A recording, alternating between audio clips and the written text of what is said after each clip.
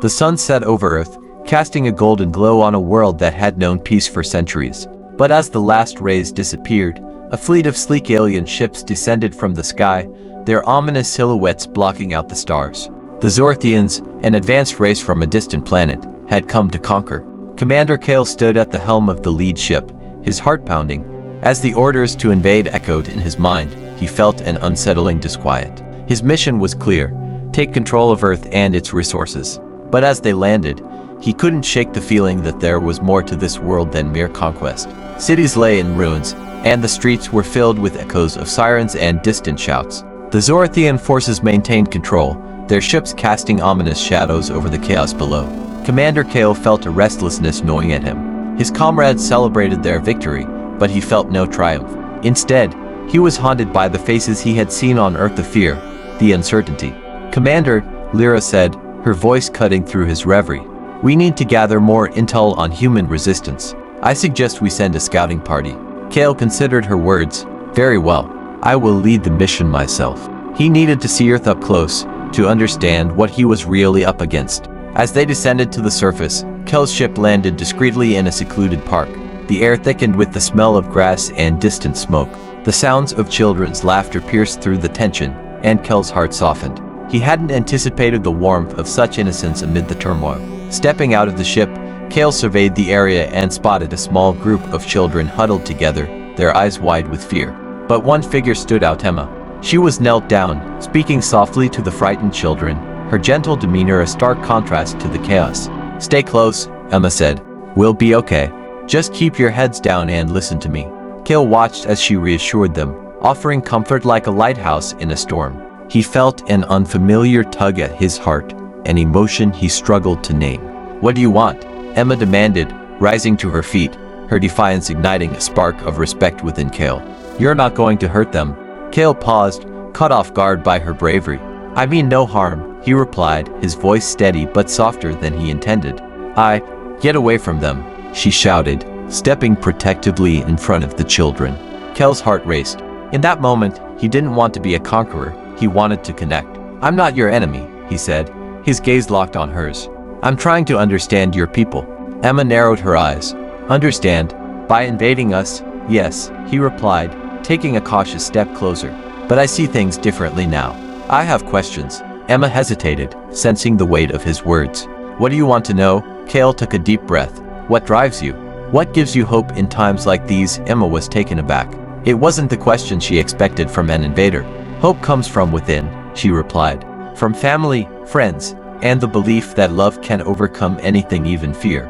Kale absorbed her words, the notion resonating deep within him. As he looked into her eyes, he felt an unexpected connection, as if she were showing him a world he had never considered. The cold, calculated thoughts of conquest began to blur, replaced by an inexplicable warmth. "Love," he murmured. "Is it really that powerful?" Emma nodded, her expression softening as she sensed a shift within him. "It's everything. It binds us, strengthens us. You might not understand now, but it's what makes us human." Before Kale could respond, the distant sound of Zorthian forces marching drew closer, shattering the moment. Emma's protective stance returned as she instinctively moved to shield the children behind her. Kale's heart raced. He knew he had to act. "You must go," he urged. "They will not show mercy." "But you?" Emma began, worrying flashing across her face. "I will be fine. But you must protect them. Hurry." His voice was firm, yet there was a tremor beneath it, a plea for her to trust him. Emma glanced at the children, their fearful eyes reflecting her own turmoil. She turned back to Kale, sensing the sincerity in his intent. "If you want to understand us, show us you're not our enemy. Help us." Kale nodded, determination surging through him. "I will. I promise." As the sound of approaching footsteps grew louder, Emma gathered the children and led them away, stealing one last glance back at Kale. In that fleeting moment, their eyes met, and something unspoken passed between them, a promise of hope in the face of despair. Alone, Kale stood at the edge of the park, the weight of his mission clashing with the unexpected connection he felt with Emma.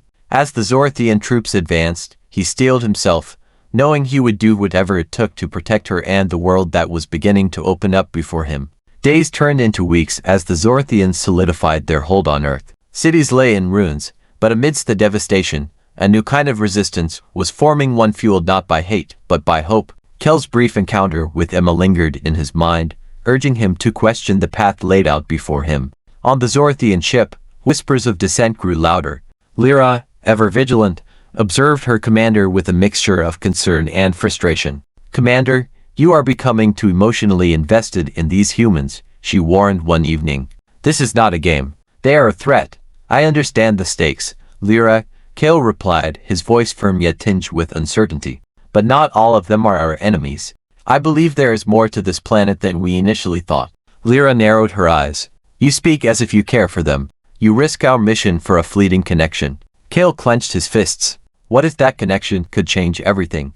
What if it could prevent bloodshed? As night fell, he slipped out of the ship and returned to the park where he had first encountered Emma.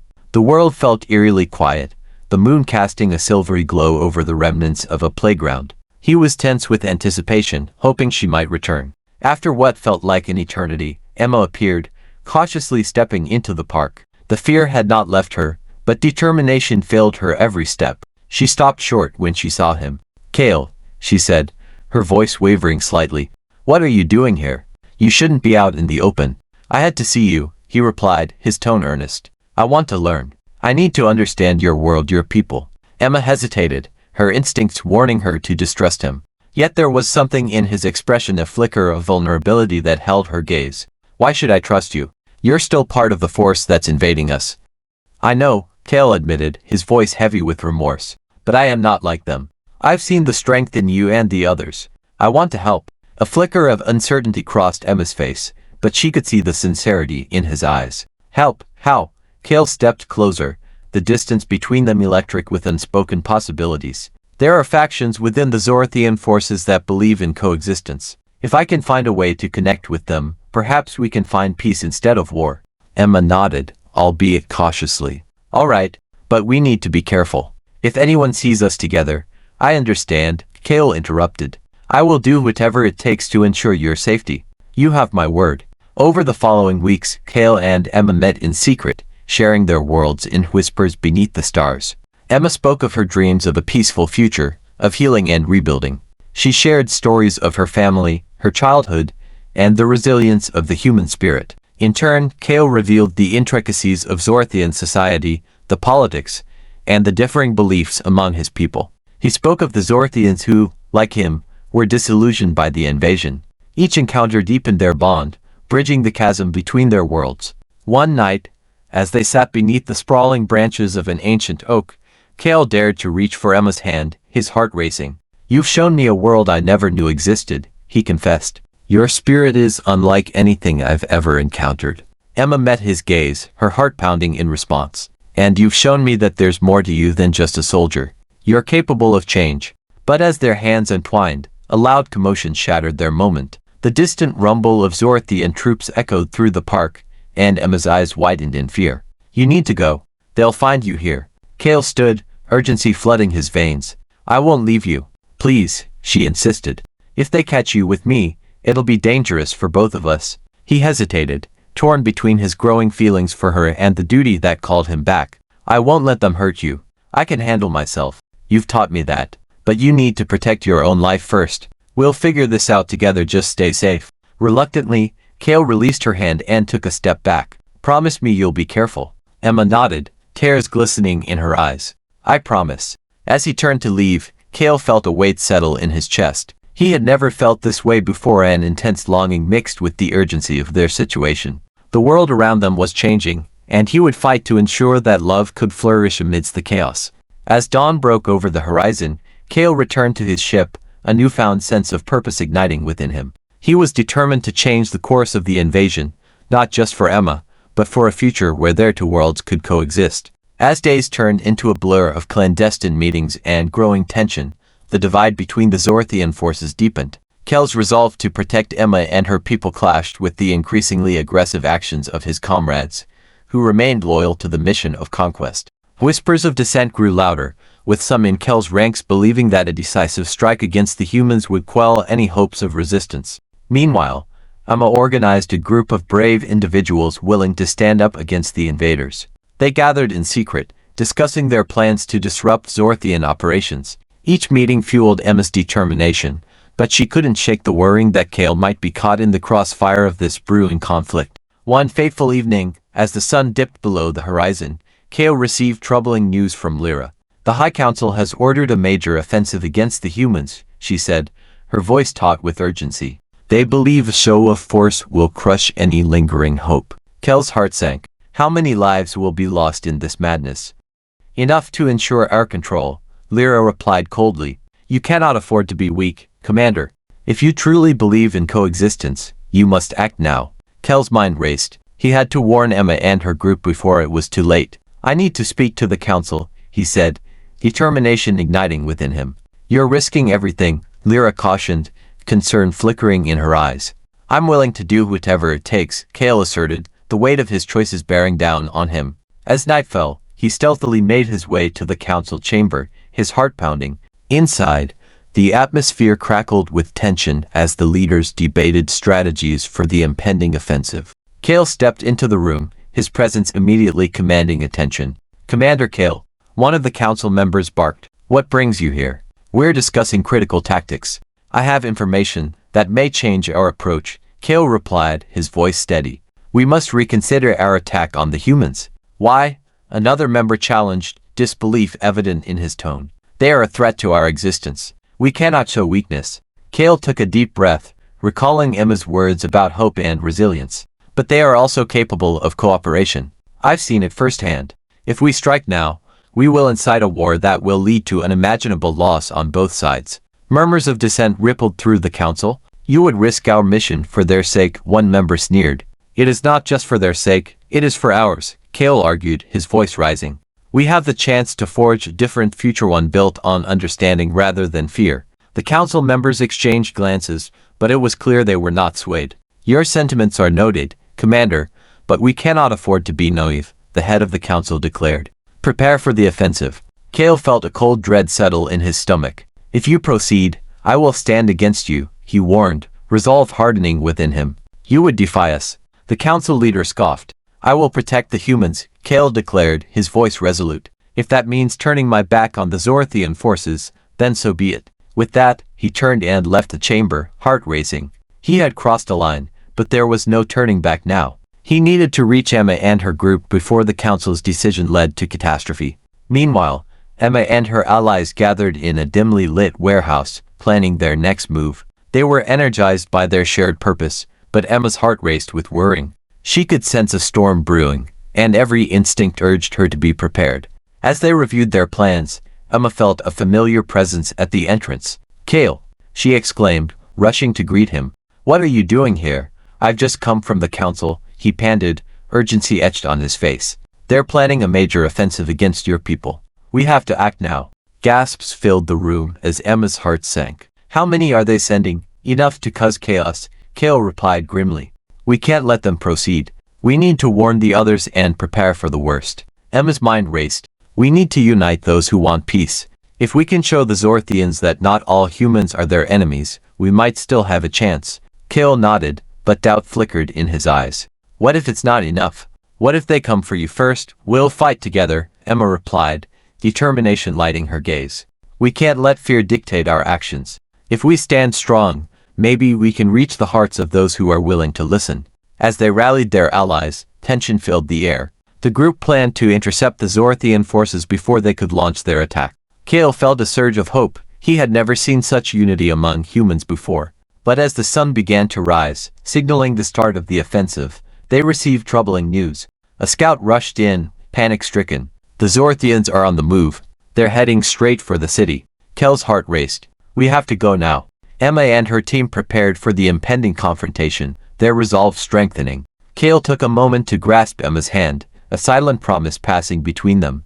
No matter the outcome, they would face it together.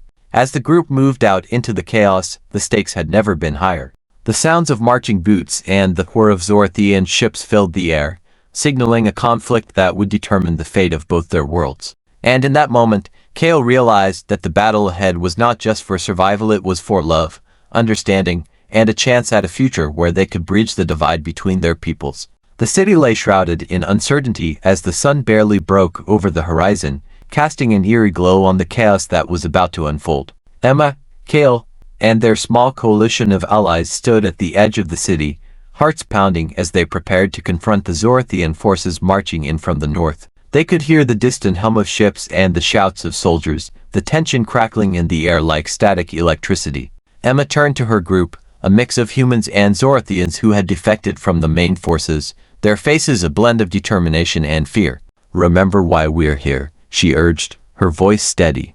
"We're fighting for a future, a chance for both our peoples to coexist. Let's show them that love can triumph over fear." Kale stood beside her, feeling a surge of pride and hope at her words. "We need to focus on de-escalation. If we can get through to the Zorthians that want peace, we might be able to turn this around," he added, his gaze sweeping across the group. As they moved closer to the front lines, the sounds of battle filled the air, blasts of energy weapons, the thud of boots on pavement, and the distant cries of chaos. Kale felt the weight of the moment pressing down on him. This was more than a fight for survival.